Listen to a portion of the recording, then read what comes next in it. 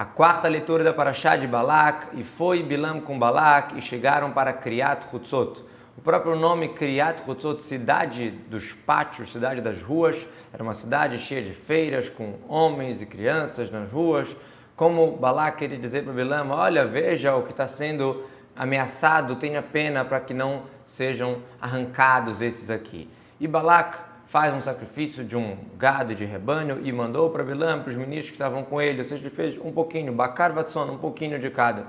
E foi de manhã, Balak pegou Bilam, levou ele para Bamot Bal, que é um local alto, e de lá deu para ver uma parte do povo de Israel. Bamot Bal, pela tradução do Onkelos, quer dizer um local de idolatria, um local alto onde tinha idolatria do Baal. E disse Bilam para Balak, constrói para mim aqui 7 altares e prepara para mim nisso 7 bois e 7 cordeiros.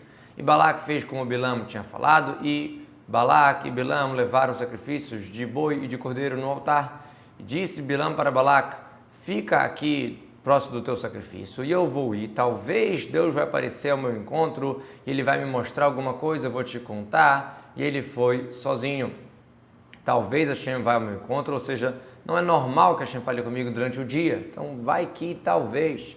E ele foi chefe, com a tradução, sozinho, no sentido de silêncio, quer dizer, não tinha ninguém, foi ele com o silêncio acompanhando ele. De fato, Hashem apareceu para Bilam de uma maneira provisória, de uma maneira esporádica, e Bilam disse para Hashem, olha, eu preparei 7 altares, sacrifiquei boi e carneiro no Mizbeach. Vaikar é uma linguagem provisória, uma linguagem de desprezo, uma linguagem de impureza, igual de Kerik, ou seja, com dificuldade, com desprezo, que Hashem, em geral, não se revelava para ele do dia, ele só se revelou para mostrar o carinho do povo de Israel, que ele vai acabar dando brachot do povo de Israel. Por que Bilam conta para Hashem que ele fez 7 altares? Não está escrito Shiva Mizbechot, 7 altares, está escrito Ha Mizbechot, os 7 altares, como querem dizer alguma coisa especial nesses 7 altares. Porque Bilam falou o seguinte argumento, os patriarcas desses aqui, desse povo, construíram 7 altares, mas eu construí por todos, eu sozinho construí 7. Abraão construiu 4, como tem nos Psukim falando que ele fez sacrifícios, um no Monte Moriá, Yitzhak fez 1, Vaiver Mizbeach, Jacob fez 2, um em Shem, um em Beitel, então eu fiz por todos, pelos 7, e eu sacrifiquei boi e carneiro. E Abraham, quando sacrificou em troca de Yitzhak, foi só um carneiro. E Hashem colocou um dito na boca de Bilam e disse, volta para o Balak e assim você vai falar exatamente como eu estou te mandando. E ele voltou para ele, eis que ele estava ali do lado do sacrifício dele, ele com todos os ministros de Moab. Então ele levantou, abriu o seu exemplo, ou seja, sua parábola, seu dito, e começou a falar, de Aram me guiou Balak, rei de Moab, das montanhas do leste. Ele estava querendo me falar, vai amaldiçoar para o Yaakov, o povo de Yaakov, e vai trazer a ira para Israel.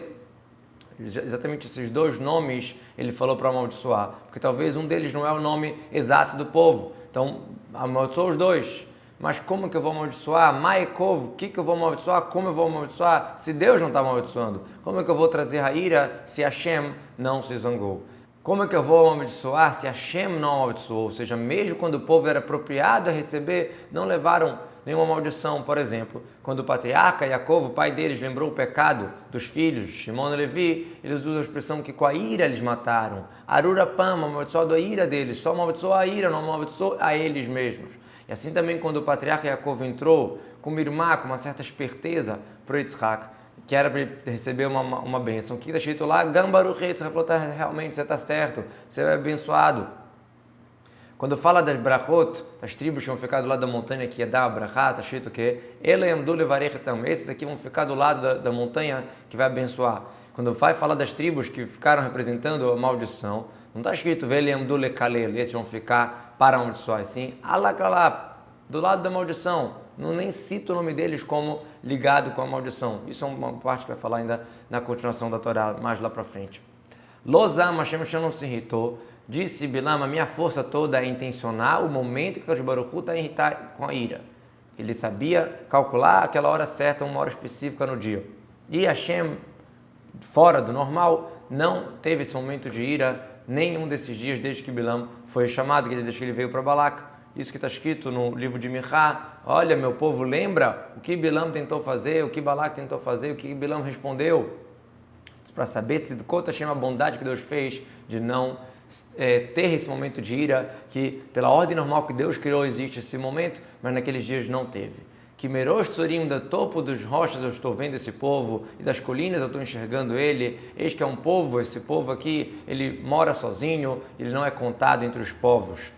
Desde do rosto, da cabeça, das rochas eu estou vendo lá no início, na raiz deles, estou vendo que eles estão baseados, fortes como rochas e como colinas, que são os patriarcas e as matriarcas. Tzurim são os avot e Gvaot, colinas, são as imaot, as matriarcas. É um povo que vai habitar sozinho. Esse é o mérito que os antepassados deram para ele, que esse povo vai herdar o mundo, como a tradução do Onkelos. E nos povos não é considerado, como a tradução do Onkelos, eles não vão ser exterminados com os outros povos, como está escrito, sobre o extermínio, fala, não vão ser contados juntos. Outra explicação, quando eles estão felizes, nenhum povo fica feliz com eles. Tem festas especiais separadamente, quando está escrito Hashem Badad en Hashem guiou eles separadamente. E quando os povos estão tendo algum benefício, então o povo de Israel acaba consumindo esse benefício também, mas não diminui da conta deles. Bagoim Loit Hashav não entra na conta do quinhão dos judeus. Quem contou o pó de Yaakov e o número de uma das divisões de Israel, que eu possa falecer a minha alma, a morte dos retos, dos corretos dele, e que meu fim seja como ele, como esse povo. Como assim contar o pó da terra, como a tradução do Onkelos, que a descendência de Jacó vai ser tão grande que não vai dar para ser contada como o pó da terra, de uma dos 4 acampamentos, que a gente sabe que era dividido em 4 degalim, 4 bandeiras, etc. Por isso que fala rova, um quarto já era muita gente que não dava para contar. Outra explicação, a terra de Jacó não tem número nas mitzvot que dá para cumprir com a terra, ou seja, até com a terra já tem vários mitzvot, por exemplo, não arar com boi e burro junto, não semear quilaim, que é enxerto, misturar espécies, a cinza da vaca vermelha, que é considerada um certo tipo de terra, a terra usada para soltar, para a mulher que está sendo desconfiada, etc, etc. E o número de rov vai ser outra explicação, o número dos relacionamentos, das sementes que saem dos relacionamentos deles, seja de quantas pessoas vão nascer. Tamot nafshim mot sharim, que a minha alma, disse Bilam, vai falecer como os corretos deles, do povo de Israel. Disse Balac para Bilam, o que você fez para mim? Eu peguei você, eu te chamei para amaldiçoar meus inimigos, desde que você abençoou eles. E aí Bilam respondeu e disse, o que Hashem colocar na minha boca, é isso que eu vou guardar para falar, não tenho como fazer diferente disso.